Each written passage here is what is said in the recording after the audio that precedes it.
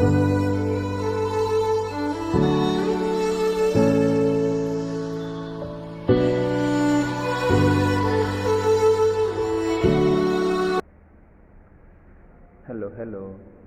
Okay, today we shall talk about saving. From my previous video that I made, I saw some of the people requesting to show them, to tell them how they can save. And here I am to do so. What is saving? Saving is setting aside a portion of current income for future use. And why do we save? There are three reasons as to why we save. Reason number one is what we call the transaction motive. This means that we save for just transactions, to make the daily transactions. Then the second reason as to why we save is what we call precaution. What does that mean? That means that we save to meet unexpected needs or unseen needs. For example, let's say your car is broken down.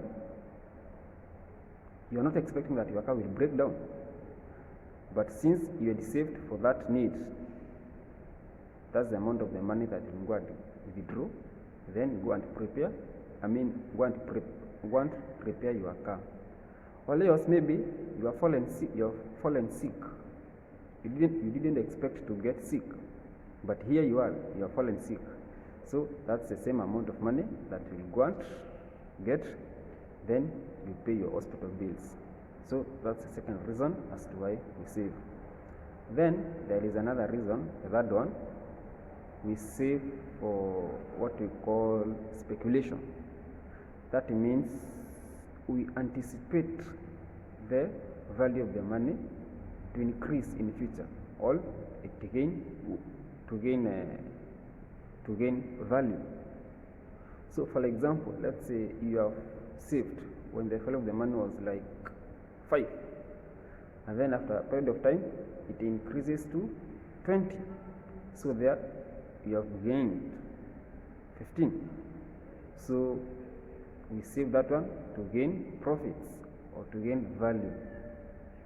So those are the three reasons as to why we save. Then we come to the main agenda, how we should save. Some people argue that that's about the founders of macroeconomics.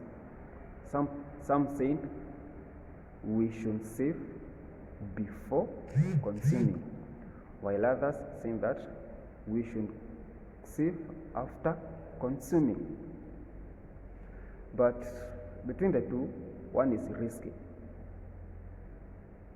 For me, as an economist, I will tell you should save before consuming.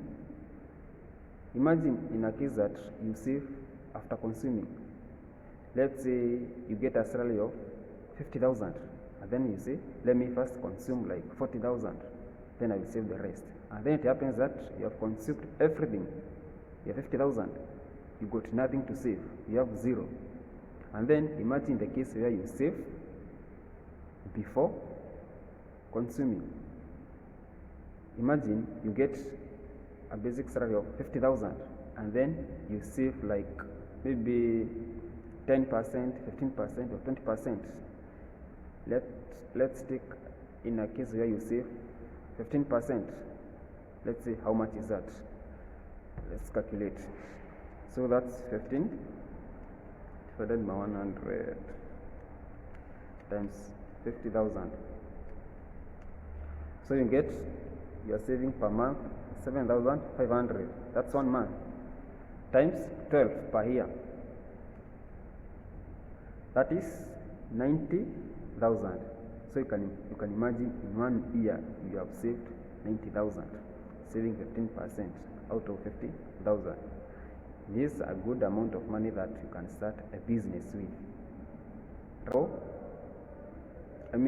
who thought of saving after consuming, and he ends up saving nothing.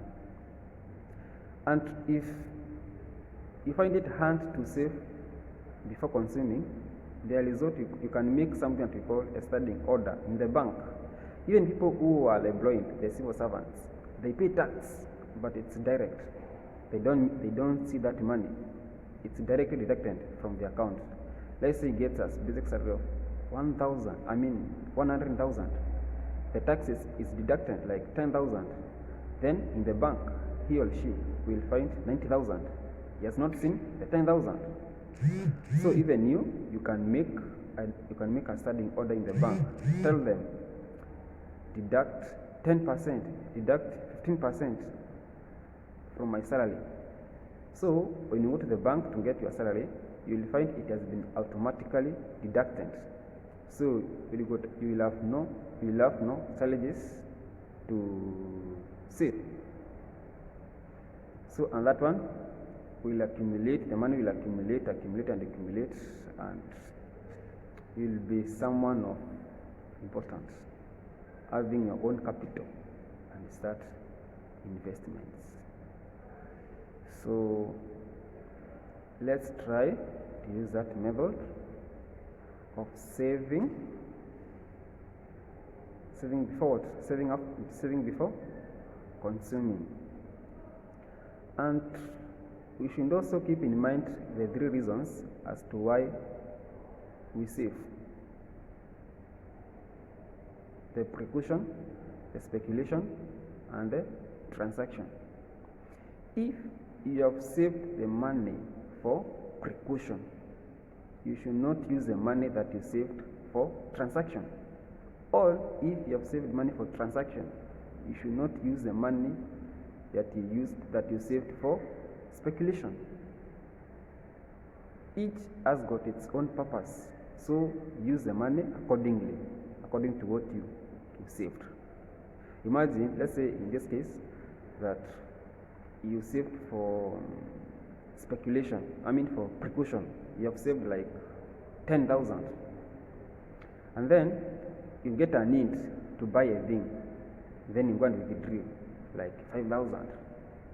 So you go and then you use it, and then after the following day you do what? You get an accident, and then you need like 10,000.